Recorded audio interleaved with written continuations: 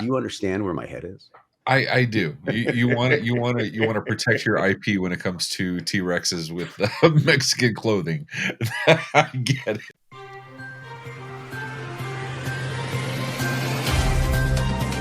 This episode is made possible by OIT VoIP. Find your best-in-class revenue generation for MSPs all over the world. Learn more via the link in the show notes. Good morning and welcome to the November 19th episode of MSP Dispatch, your source for news, community events, and commentary in the MSP channel. I'm Orsini, joined by my co-host, Mr. Tony Francisco. How you doing, my friend? Excellent, Ray. Excellent. How the heck are you doing? We're kind of crossing like in the night at IT Nation, and we see each other here, and then cross somewhere else. How are you doing? What's going on? I'm good. I am on the heels of I lost a little bit of money on Friday with the Holyfield or with the Tyson fight, if you can call it a fight. Made a little money on that too, and nothing. Just had a great weekend. Well, there's a lot of things that may be exposed at a later time about, let's say, boxing, football, every other sport. In the meantime, we have some stuff that can be exposed about technology that you're going to talk about. Let's get into that. Let's do it. Let's get into the news.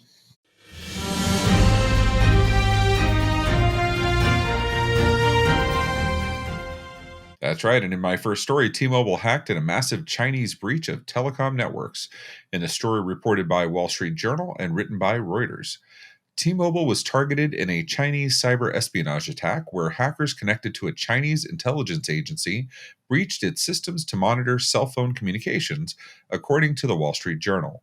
T-Mobile stated that its systems and customer data were not significantly affected, but it is unclear if any customer information was accessed.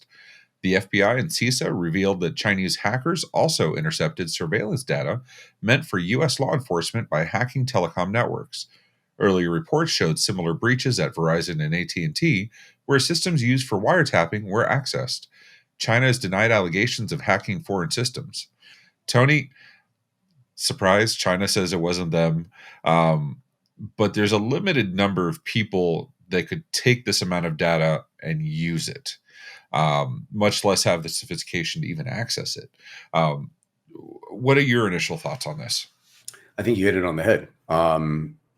At some point, he with the larger computing potential will win. It will be indifferent to who is hacking what. It's what you can do with the actual data. So right now they're grabbing as much data as they can, and they have limited capabilities of correlating that data, of compiling that data, and then executing on the results of that.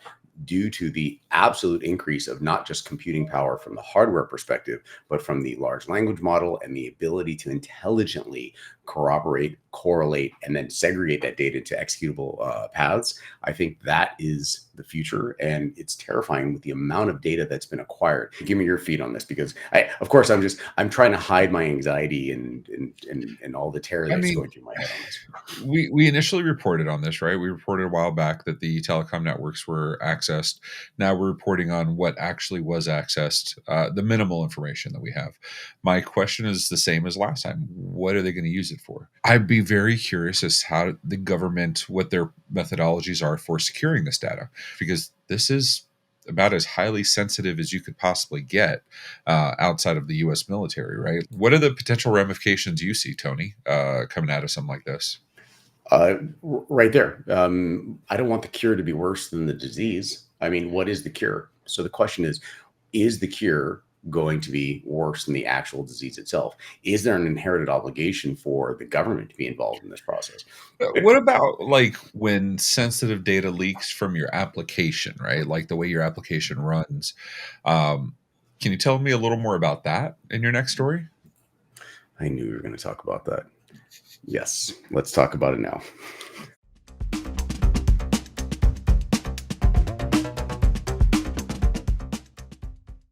In my next story from darkreading.com, ChatGPT exposes its instructions, knowledge, and OS files.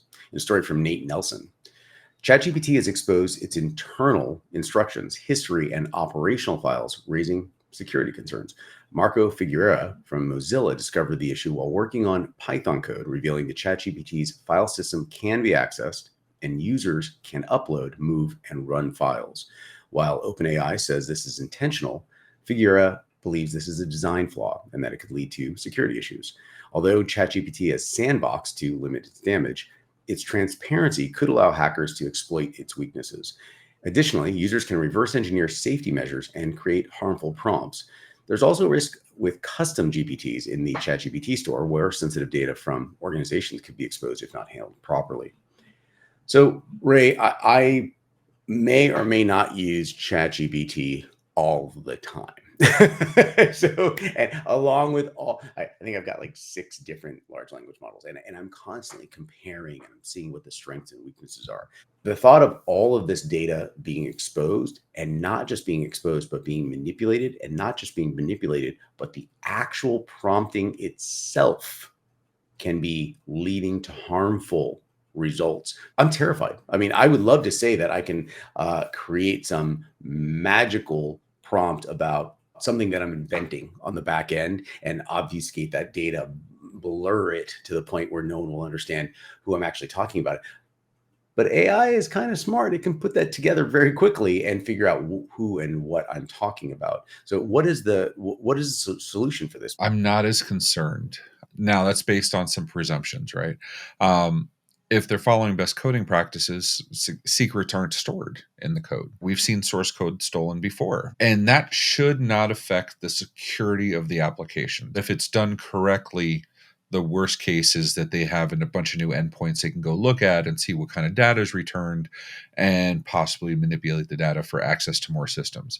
Now, these are giant presumptions. I'm not, and I'm struggling not to say assumptions. And so maybe if I try to draw a T-Rex with a sombrero and a poncho, for a meme, maybe ChatGPT won't argue with me about the community guidelines. What if somebody takes that T-Rex from you? What if that you're saying that's my T-Rex? I developed that and they stole that from me. There's my concern. Do you understand where my head is?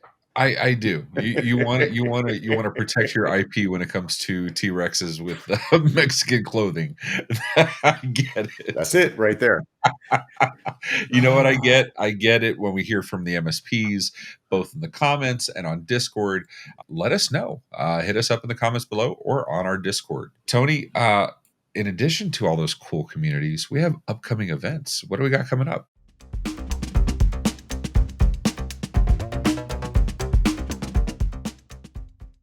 And in our community events happening in a couple of days, introducing Help Flow, presented by Helped. That's a virtual event, November 21st at 2 p.m. Eastern Standard Time. And that's it for this episode of MSP Dispatch, your source for news, community events, and commentary in the MSP channel. Thanks so much for joining us this episode, and we'll see you again in 24 hours. See y'all. Be safe, stay educated. If you found this episode eye-opening, catch more MSP Dispatch at 10 a.m. throughout the week. Share your thoughts below, and don't forget to like and subscribe.